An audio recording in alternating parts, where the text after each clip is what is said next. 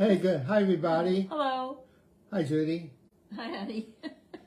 So welcome to Mondays with Moss on Tuesday. Oh, yeah.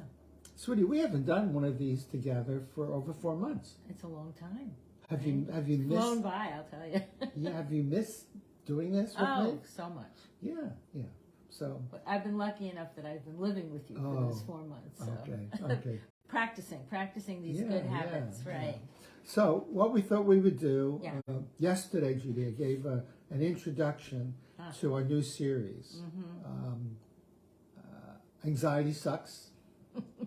I couldn't have said it It's professional. better. It's very professional. Right. 10 ways that Very human good. beings make themselves miserable. Okay.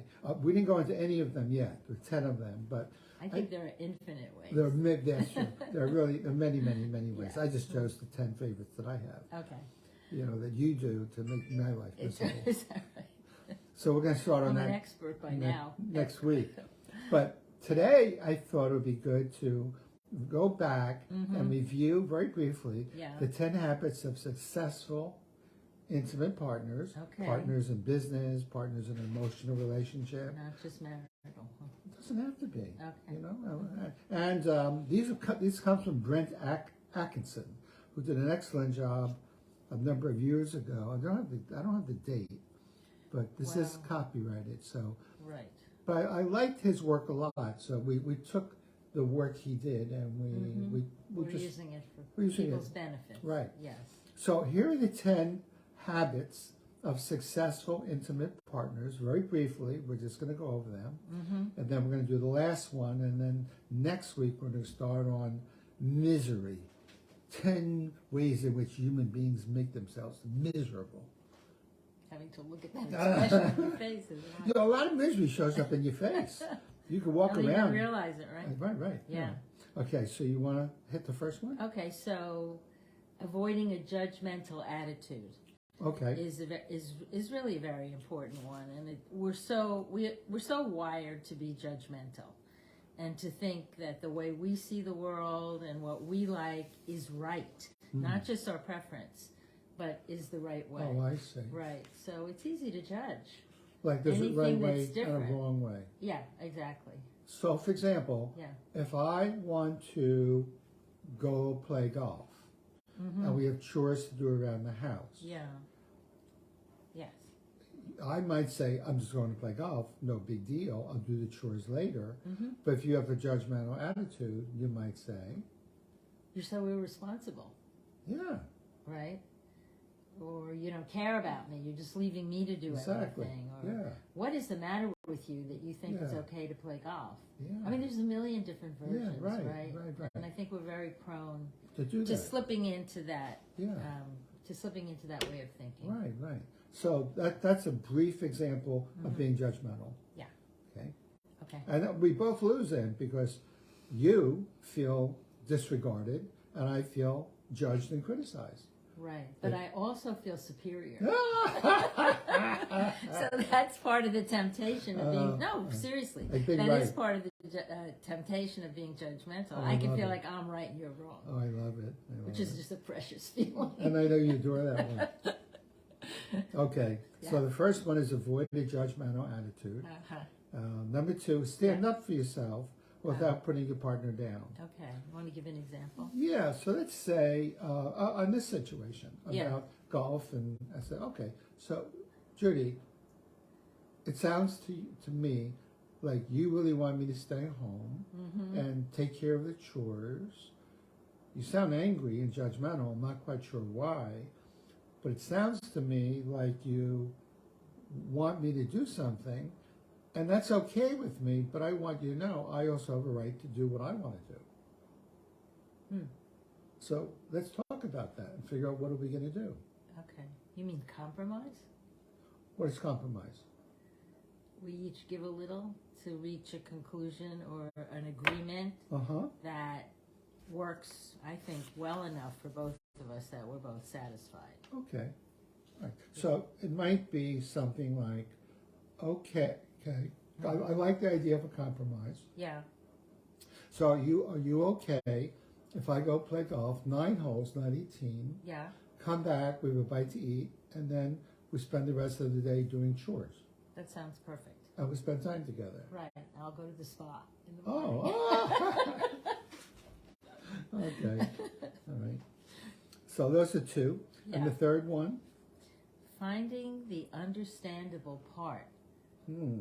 So sort of searching for that nugget in whatever you're saying or whatever your point of view is that I can actually understand. Okay. Or even recognize as something I feel or similar to my point of view.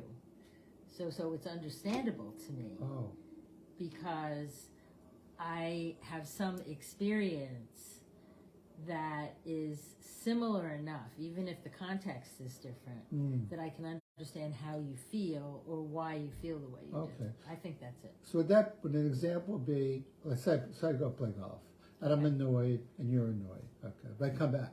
Because we haven't made a compromise? Yeah, we haven't made a compromise. We haven't discussed, okay. No, I just got pissed off, and whatever. You left, okay. And you feel abandoned or whatever.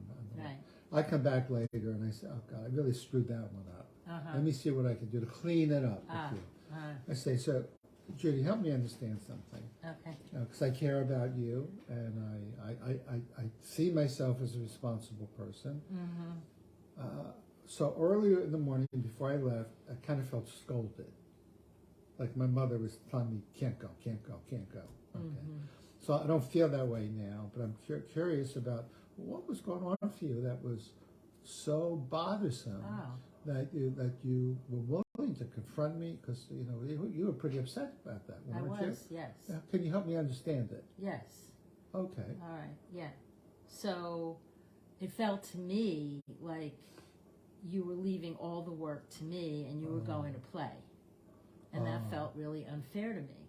I see. Right?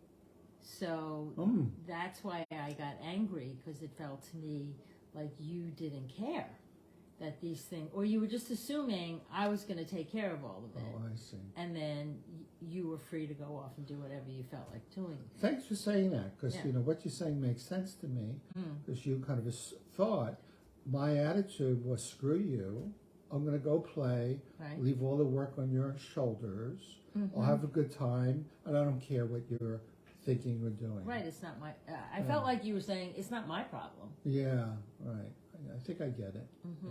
So that's an example of seeking to understand, not being right, but trying to find out what the real issue was. Yeah. Okay. Okay. And the other one, the number 6, looks like, is identify and explain what's at stake. That's an interesting one. Like, what's at stake? Like, what's going on here that's important to both of us? That if we don't work to understand each other or find a way that works for both of us, something that matters to us is going to be damaged. I think that's what that means. I think it does. So it's kind of like if you were spending time with your friends all the time, and you're having a great time. Yeah. Okay. I might need to say to you, hey, I know your friendships are really important, like with Barbara, whatever, and Shelley, and I really want to support that, but I have a concern. My concern is I have very little time, free time, and it seems that I don't mean to be judgmental, it's not my intention, but it seems like when I'm home, I'm alone and you're away with your friends, and I'm concerned that it may eventually eat away at our sense, what do we have in common, and how are we going to spend our time together? Oh, I see. Wow, I hadn't thought about that. Does that make sense? I thought you were fine. Oh, yeah, right, okay. That was a good response. Yeah. Okay, all right. I didn't think about it that way. I need to think about it more. Yeah. So that's seeking and identifying what I think might be at stake, or what you might be at stake. Okay? Okay. Okay, the next one? We're so reasonable. Wait. Yeah. I wish we could behave this way. So number 7.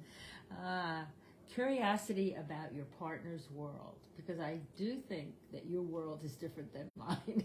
You really do, don't yes. you? Yeah, I do. So are you curious about that? Some of the time. Oh, okay. I mean, sometimes, no, but like, I am curious because I think you have a very different kind of mind than I have. Oh. And So it's interesting to me the way you think about things, or what you notice and what you don't notice, different than what I notice. Or you know, kind of where your mind goes. Okay. Like right prior to this little video, I said, come on, sit down, let's get this going. And you said, no, we got to clean up behind us. Right. You know, and I said, you didn't even notice. There's nothing we have to clean up. And you're busy scurrying around, moving things around. So, like, then you said something like, remember what you said? No, what did I say? Your mind is so far from perfection. Oh, I did say that. Right. Because I tend to be more perfectionistic than you do. So, like, I notice all these little details. You don't even notice them. It's amazing to me. It's amazing. So, hopefully you can be curious about my lack of noticing, and I can be curious about you being a perfectionist. Right. Instead of being critical. Rather than saying you're a tight ass. Exactly. And rather you say you're mindless. You're an airhead. You just don't care how things look, right? Okay, good. So that's an example. Right. So number 8 is keeping sight of the positive. Oh. So there is a theory, and I think this might be empirically or statistically proven, that people need a lot more positive than negative. Yes. 1 negative to every 5 positive. Right. Some would even say 10 positives to every negative. So it's very important to keep that in mind. Yeah. You know, children, young children starting about 2 years of age, I guess, get about 20 negative comments a day. Stop doing that. I said no. How many times do I have to tell you? Get your hands off that. No, get away. You know, with a loud voice and criticism. So by the time they get to be 17, they've had about almost 20,000 criticisms. Bad. So that gets absorbed in the body, and it really does real damage. So it's really, really important to be thoughtful. If I am critical, what's my tone of voice, and can I come back later to my intimate partner and build in some positive?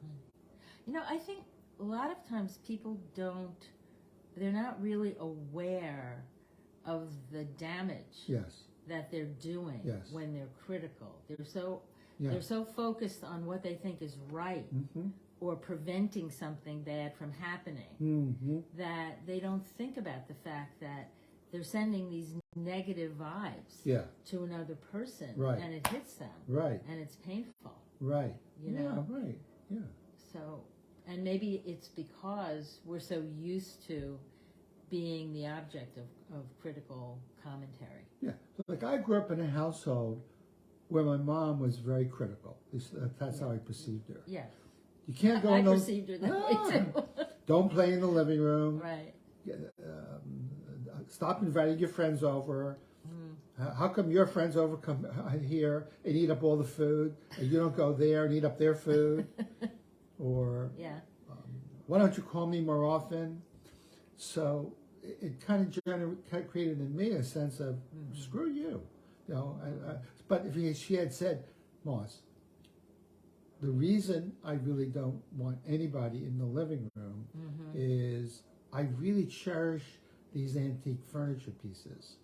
And I want to preserve them. And you're kind of a rough and tumble kind of guy, as your friends are. I get scared or bothered when you're in there. So can we find another place in the house for you to play? Never ever said that. It was like it was like a temple. It was like a sacrosanct part. And if anybody went in there, my father sat down. Don't sit there. Let me put a towel on the seat before you sit. So really weird.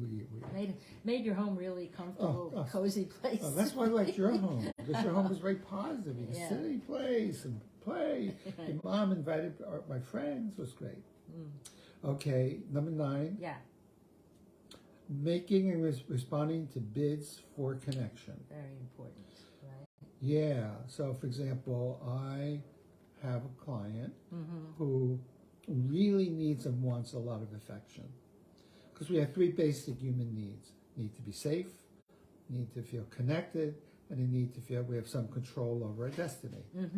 So he's fine with feeling safe. Yeah. He's fine with having control, but he's really lacking in getting enough feelings of connection. Yeah. Affection? Is that? Like for example, if he comes home after a hard day, yeah, he looks at his wife like. That's how he looks at his wife? No, I don't know what it is. Like but the attitude is, I need attention.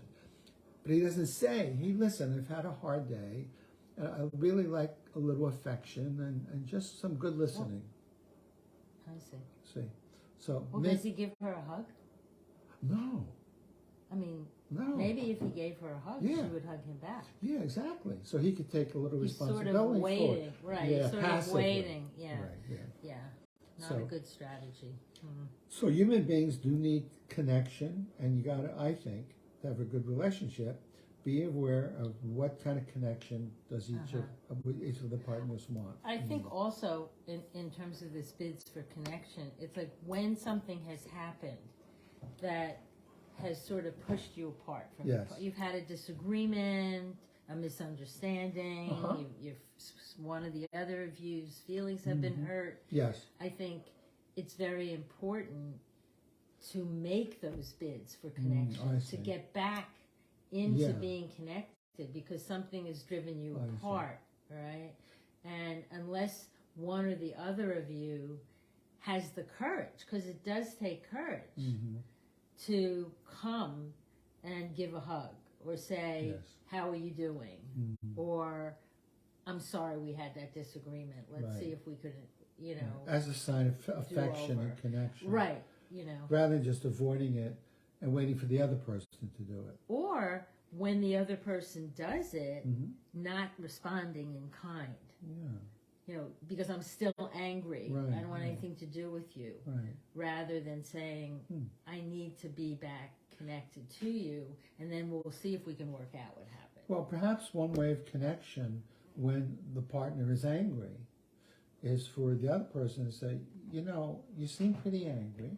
I'm not quite sure what I did or didn't do, but you're important to me, so if you want to talk about it, I'd like to hear about it. Yeah, that's a bit for That's connection. a bit for connection. Right. You're not sort of pushing. Right. If a person's not ready. But you're saying, if you want to, I'm here.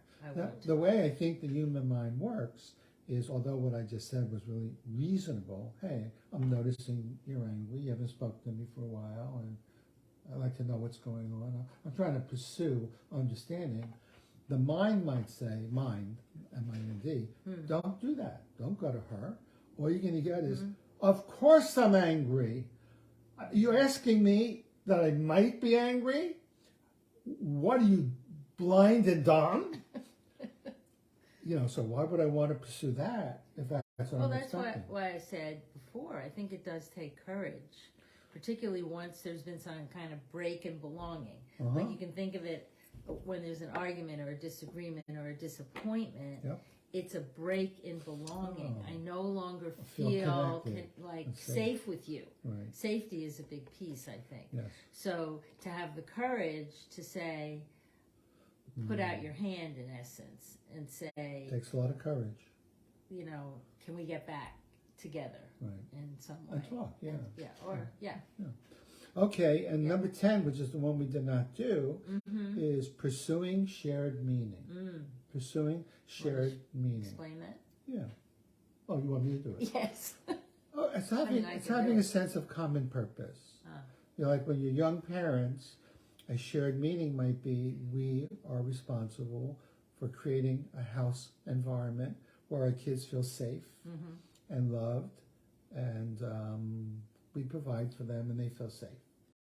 That, I think, might be an example of shared meaning.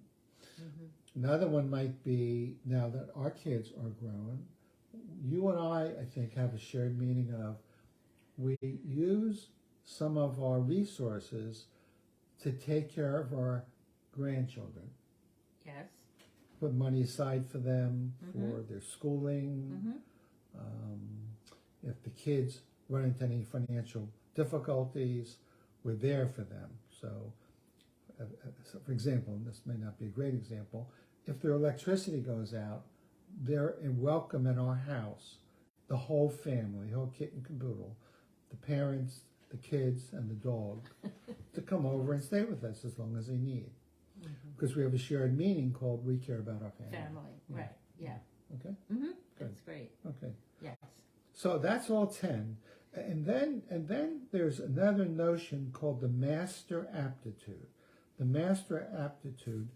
So the way, it seems the way the mind and brain are wired, we have these short circuits, these automatic response patterns that become automatic and reactive and really, really fast. They happen at the speed of light. It's because we're wired for safety. Yes. Right? We're always sort of Yes. looking out. Is it safe? Are you safe? Is the situation safe? At some level, either we're conscious of it or it's an unconscious thing, but it goes on all the time because of our history, heredity, that those people who were wired more like that survived. So fear was a real useful feeling because it kept our ancestors out of danger. Right, and it's even useful now, dependent on what your actual circumstances are. Yeah. But sometimes I think in modern day, we're fearful of things that are not really threatening to our survival, but emotionally they feel like they're threatening to our survival. Like if you're angry with me, it doesn't really threaten my survival if you're angry with me. You're not, I'm not afraid you're going to kill me or beat me up. You might yell if you're really angry. But in a primitive kind of way, I experience that as a lot of danger. Danger of, losing my relationship or my lifestyle or something like that. Okay. So we're very wired, I think. So a person might be wired to automatically get angry and lash out. Right. Yeah, they could be.